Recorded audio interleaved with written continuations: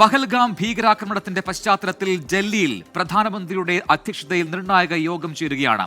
പ്രതിരോധ മന്ത്രി രാജ്നാഥ് സിംഗ്, ദേശീയ സുരക്ഷാ ഉപദേഷ്ടാവ് അജിത് ഡോവൽ, സംയുക്ത സൈനിക മേധാവി, 3 സേനാ മേധാവികൾ തുടങ്ങിയവർ ഈ യോഗത്തിൽ പങ്കെടുക്കുന്നുണ്ട്.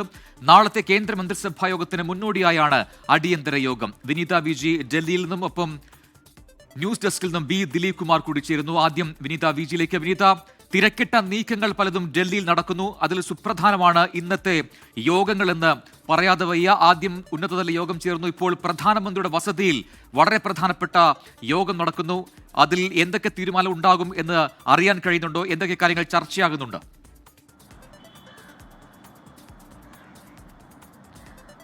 പ്രജൻ, ഈ അടുത്തിടെ ഡൽഹിയെ സംബന്ധിച്ചിടത്തോളം നിർണായകമായിട്ടുള്ള യോഗങ്ങൾ, നിർണായകമായ കൂടിക്കാഴ്ചകൾക്കൊക്കെയാണ് രാജ്യതലസ്ഥാനം സാക്ഷ്യം വഹിക്കുന്നത്. ഇപ്പോഴിതാ ഏറ്റവും പ്രധാനപ്പെട്ട ഒരു യോഗം പ്രധാനമന്ത്രിയുടെ വസതിയിൽ നടക്കുകയാണ്. പ്രതിരോധ മന്ത്രി രാജ്നാഥ് സിംഗ് ആ യോഗത്തിൽ പങ്കെടുക്കുന്നുണ്ട്. ഒപ്പം തന്നെ സംയുക്ത സൈനിക മേധാവി അനിൽ ചൗഹാൻ ആ യോഗത്തിൽ പങ്കെടുക്കുന്നുണ്ട്. സുരക്ഷാ ഉപദേഷ്ടാവ് ആ യോഗത്തിൽ, അജിത് ഡോവലും ആ യോഗത്തിൽ പങ്കെടുക്കുന്നുണ്ട്. ഇവരെ കൂടാതെ സൈനിക മേധാവികളും ആ യോഗത്തിൽ പങ്കെടുക്കുന്നുണ്ടെന്നാണ് നമുക്ക് അറിയാൻ കഴിയുന്നത്. സ്വാഭാവികമായും ഇതിനോടകം തന്നെ ജമ്മു കാശ്മീരിൽ സ്വീകരിച്ച സുരക്ഷാ നടപടികൾ, ഒപ്പം തന്നെ ഈ പാകിസ്ഥാന്റെ പ്രകോപനം തുടരുന്ന പശ്ചാത്തലത്തിൽ ഒരു സൈനിക നീക്കം ഇന്ത്യയുടെ ഭാഗത്തു നിന്നുണ്ടാകുമെന്ന സൂചനകൾ കൂടിയുണ്ട്. ആ സൂചനകൾക്കിടയിൽ കൂടിയാണ് ഇത്തരത്തിലേക്കൊരു യോഗം ചേരുന്നത് തന്നെയാണ് ഏറ്റവും നിർണായകം. അതുകൊണ്ട് തന്നെ ഏതെങ്കിലും തരത്തിലുള്ള സൈനിക നീക്കങ്ങൾ നടത്തണമെങ്കിൽ അത് സംബന്ധിച്ചുകൊണ്ടുള്ള കാര്യങ്ങളെല്ലാം ഈ പ്രധാനപ്പെട്ട യോഗത്തിൽ ചർച്ചയാകുമെന്നാണ് നമുക്ക് അറിയാൻ കഴിയുന്നത്. ഈ ഭീകരാക്രമണം ഉണ്ടായതിന് പിന്നാലെയും നമുക്ക് കാണാൻ കഴിയുന്നത് കഴിഞ്ഞ 5 ദിവസമായി തുടരെ ഈ പാകിസ്ഥാന്റെ ഒരു പ്രകോപനം തന്നെയാണ് നമുക്ക് കാണാൻ കഴിയുന്നത്. അത്തരത്തിലേക്കുള്ള പ്രകോപനപരമായ സമീപനം നമുക്ക് കാണാൻ കഴിഞ്ഞിട്ടുണ്ട്.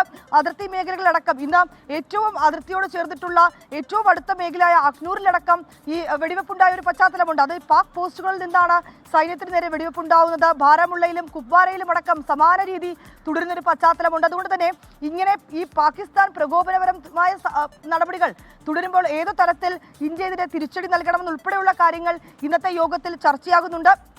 നേരത്തെ പ്രജൻ സൂചിപ്പിച്ചതുപോലെ തന്നെ ഉച്ചയ്ക്ക് ആഭ്യന്തരമന്ത്രിയുടെ നേതൃത്വത്തിൽ പ്രത്യേക ഒരു ഉന്നതതല യോഗം ചേർന്നിട്ടുണ്ടായിരുന്നു. അതിലും ഈ വിവിധ സേനാ മേധാവികളൊക്കെ തന്നെ ആ യോഗത്തിൽ പങ്കെടുത്തിട്ടുണ്ടായിരുന്നു.